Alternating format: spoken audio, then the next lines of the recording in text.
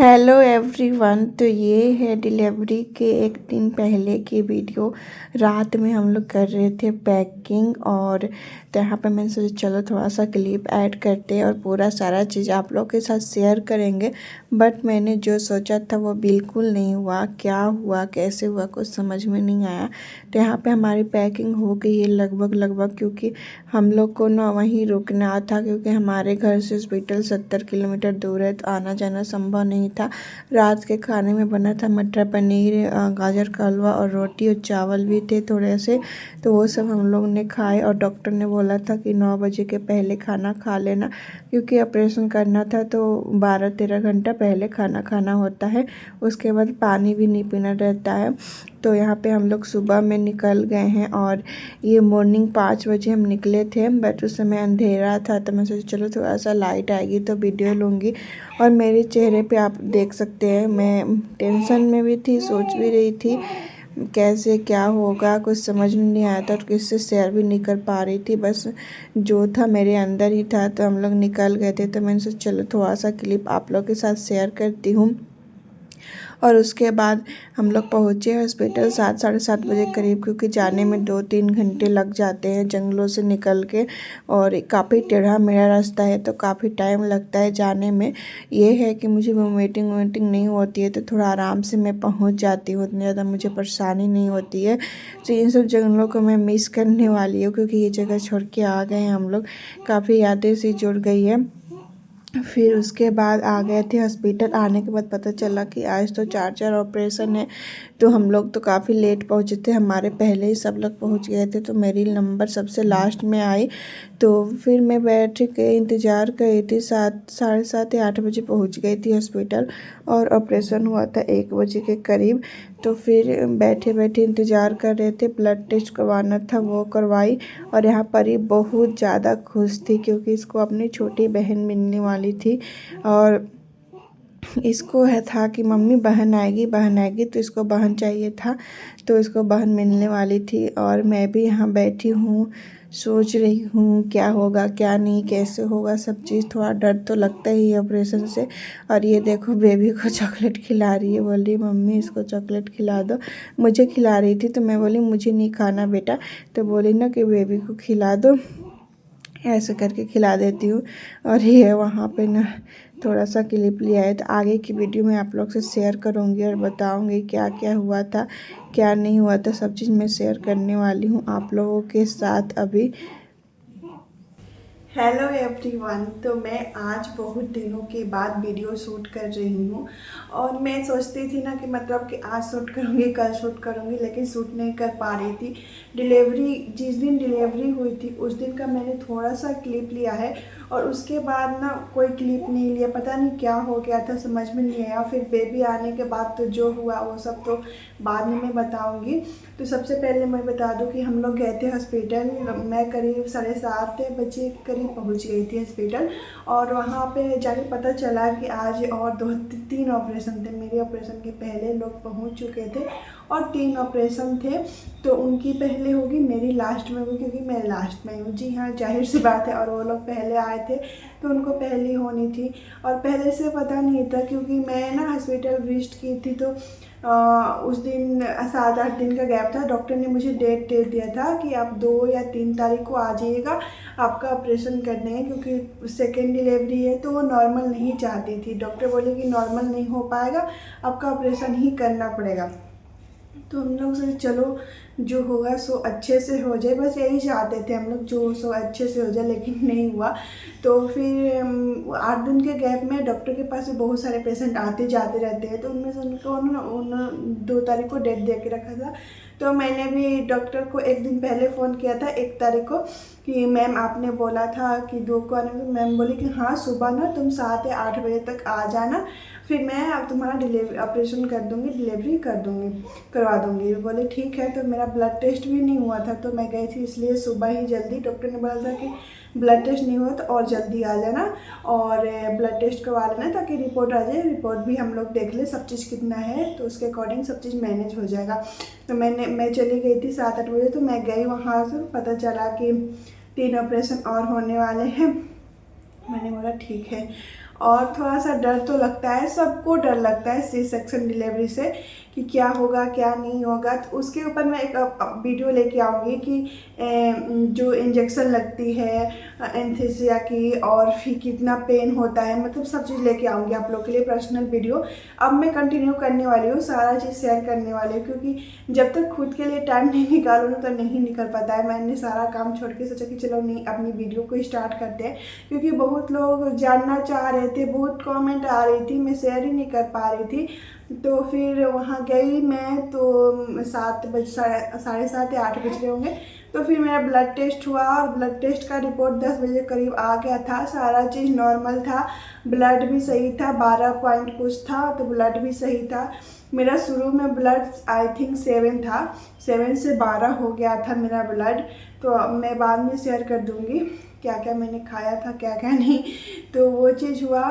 फिर जब मेरी बारी आई, मैं एक्चुअली 12 बजे से मुझे रेडी किया गया, पूरा इंजेक्शन लगाया गया, सब चीज़ इसी क्या क्या होता है, जितना सारा चीज़ होता है सारा चीज़ हुआ। तो वो सारी चीज़ हुआ।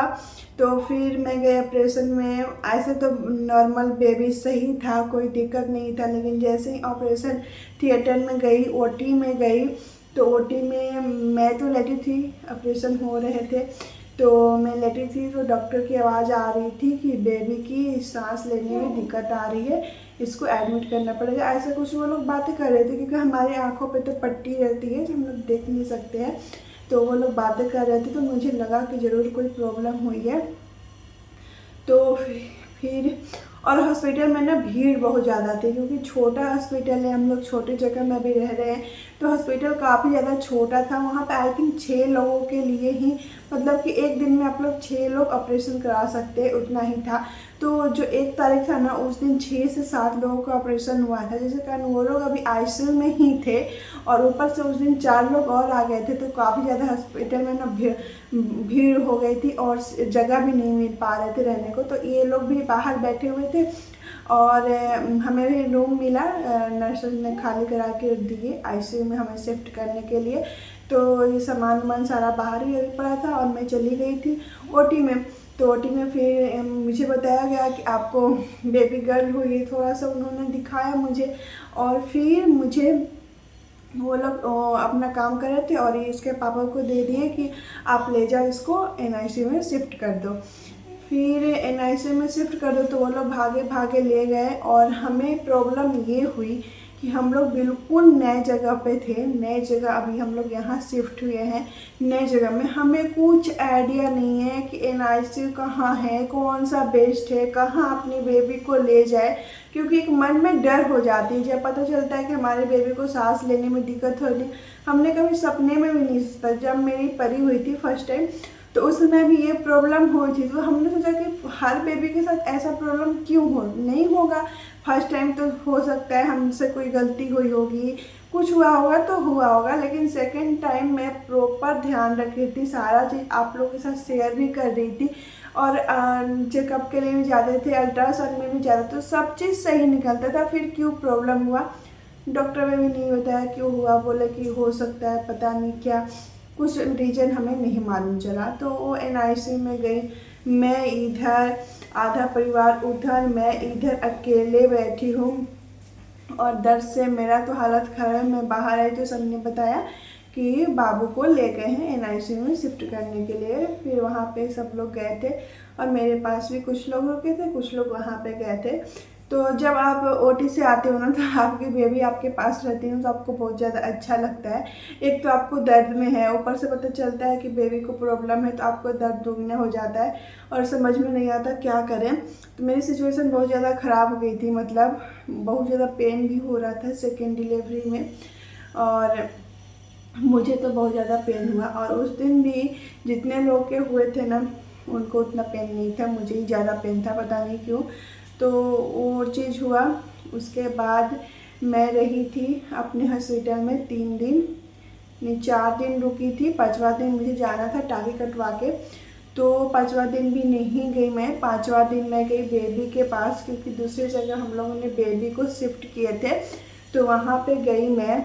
और उसको बोला गया था फीडिंग कराने को मेरे को, तो इसलिए मैं गई थी वहाँ पे फीडिंग कराने के लिए। तो उसके बाद बेबी ठीक होने लगा था। तो मैं जब उसको पहली टाइम देखी ना NICU में ऐसे ही पड़े हुए हैं, मतलब अजीब सा, मैं उसको देख के बस रोने लगी थी। ये बात किसी को नहीं पता है। इसकी बुआ गई थी साथ में, तो वो देखी थी बस, और कोई था ही नहीं तो देखेगा। तो मैं इसको देख के ना अजीब सी पड़ी थी, एकदम सुस्त, और ना आंखें खुल रहा था। बेबी 5-6 दिन की हो गई थी, ना आंखें खोल रही थी। आंखें एकदम छोटी छोटी सी ब्राउन ब्राउन से अजीब से मुझे लगी ये देख के, और मैं रोने लगी एकदम से। उठ भी नहीं पा रही है मेरे से, मैं इसको उठा रही हूँ, मतलब अजीब सा हो गया था उस दिन मुझे। तो फिर इसके बुआ ने उठा के दिया, और नर्स ने बोला कि जा इसको दूध पिला के लाओ। तो मैंने फर्स्ट टाइम इसको दूध पिलाया तो ये नहीं पी, थोड़ा बहुत पी, और फिर ये सो जा रही थी, एकदम सुस्त पड़ी थी। तो फिर मैंने क्या किया, NICU में बार बार गई, 2-2 घंटे पे इसको गोद में लिया, प्यार किया। तो बेबी को ना जब माँ आती है ना, माँ प्यार करती है, तो एक अजीब सी एनर्जी आ जाती है, और धीरे धीरे ये मतलब अच्छी लगने लगी। मतलब 1 से 2 दिन में ना बहुत अच्छी हो गई थी, और एकदम सही हो गई थी। डॉक्टर ने भी बोला था कि छुट्टी दे देंगे, बेबी बिल्कुल ठीक है। तो फिर हम लोग इसको 8 दिन बाद इसको घर लेके आए थे। तो वही मैं डाली थी उस समय वीडियो, तो बहुत लोग ने पूछा था क्या हुआ, तो वो सब चीज़ मैं बाद में बताऊंगी क्या क्या प्रॉब्लम हुई थी, क्या क्या प्रॉब्लम हुई थी। अभी भी इसका मेडिसिन वो सब चीज़ चल रहा था, तो मैं प्रॉपर इसके मेडिसिन पे ध्यान दे रही थी, क्योंकि मेडिसिन बहुत सारे थे, अभी थोड़े कम हो गए हैं। तो क्या होती है ना, वीडियो से ज़रूरी बेबी का मेडिसिन देना, टाइम टाइम पे उसको दूध पिलाना, उसको ढेकार दिलाना, बहुत काम रहते हैं घर के काम। तो मैंने बहुत कुछ मैनेज किया, धीरे धीरे अब चीज़ें ठीक हो रही है। मैंने सोचा चलो अब आते हैं अपने काम पे और शुरू करते हैं। तो ये वाली चीज़ हो गई ऑन द डिलीवरी डे, क्या हुआ था क्या नहीं हुआ था, और मेरा C-सेक्शन डिलीवरी हुआ। तो मैं बताऊंगी कितना दर्द हुआ, नेक्स्ट वाली इसकी पार्ट 2 लेके आऊँगी नेक्स्ट वीडियो में। इस वाले वीडियो में इतना ही, मिलूंगी एक नए वीडियो के साथ, तब तक के लिए बाय बाय।